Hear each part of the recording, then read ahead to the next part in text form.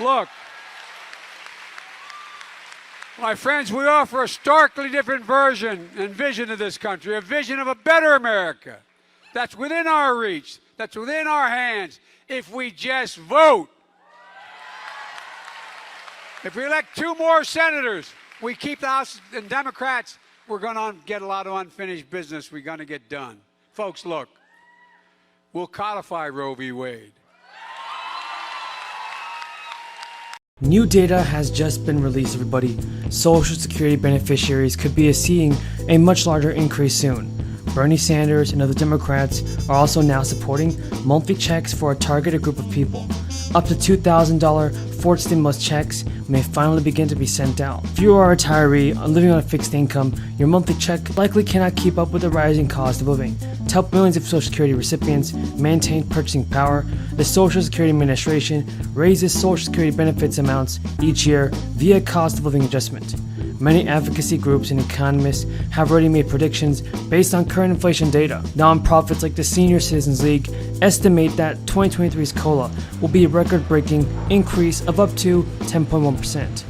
At that rate, the average retiree receiving Social Security benefits could get as much as an extra $159 per month starting next year. But the big question is whether the additional cash is enough to outweigh ballooning prices. The cost of living is the amount of money you have to spend on essential, everyday purchases to live in your area. Expenses like housing, food, clothing, and healthcare are typically considered part of your cost of living. According to data from the Bureau of Labor Statistics, the average cost of living in America is a little over $62,000 per household, or $5,100. The Social Security Administration calculates the year's COLA largely based on a subset of the Consumer Price Index, which collects data on how much consumers spend on clothes, food, and other necessary expenses.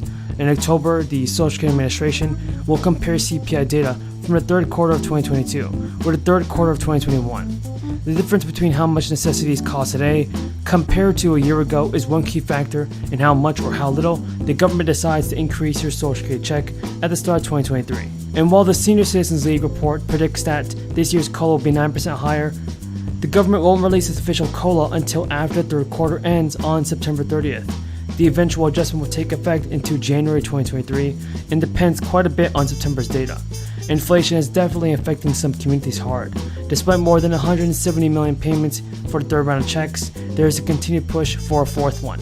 The crisis is spreading fast around the United States, and this has given a boost to the prospect of another fourth stimulus check, and the Senior Citizens League started a pressure campaign to push Congress to send those receiving Social Security additional money.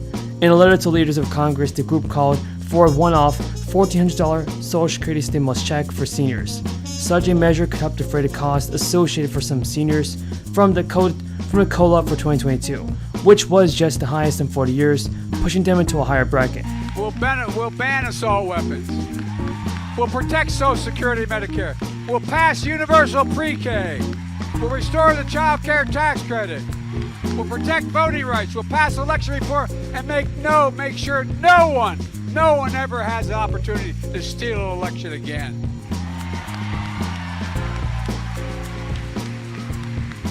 And we'll continue to build an economy where everyone gets a fair shot. An economy built from the bottom up and the middle out, not the top down. An economy that rewards work, not wealth. Finally stops billionaires who pay an average of 8% federal tax. Less tax than a teacher or a firefighter. I think they should be able to be a billionaire, but pay your fair share, damn it. Because we understand something MAGA Republicans don't. Wall Street did not build this country, you did. Working people, middle class built this nation, and unions built the middle class. Community leaders and industry voices for joining me today to celebrate the passage of the historic Inflation Reduction Act.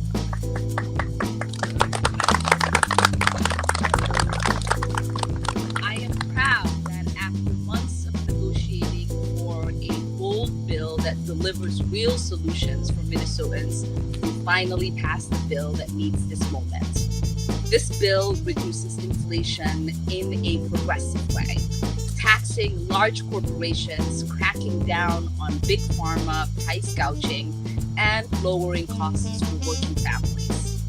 It accomplishes that while making the largest investment to combat the climate crisis in our country's history. This is a big deal. This bill will reduce carbon emissions by nearly 40% by 2030. It will also create 9 million new jobs nationwide, including 10,000 new jobs every year for the next 10 years in our state. It would also prevent thousands of premature deaths by investing $60 billion into communities disproportionately hurt by climate change and pollution.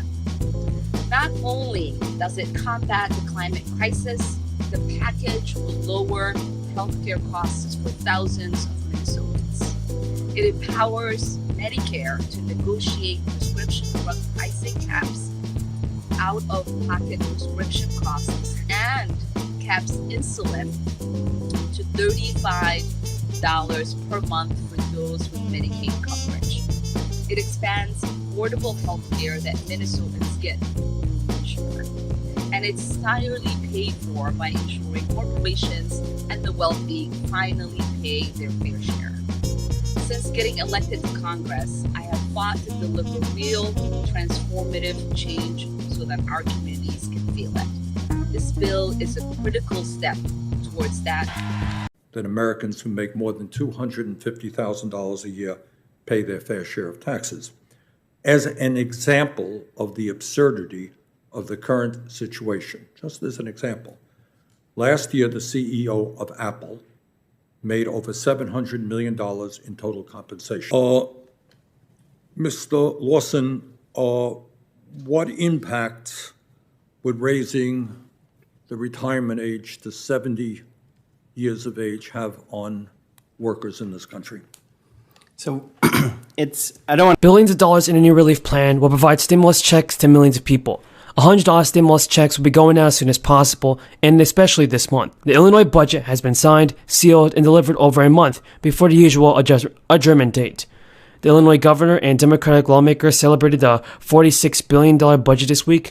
Leaders from the majority party claim Illinois is the strongest financial position in a generation. While the spending plan makes significant investments in education, human services, and public safety, many people will notice decisions made to address financial obligations.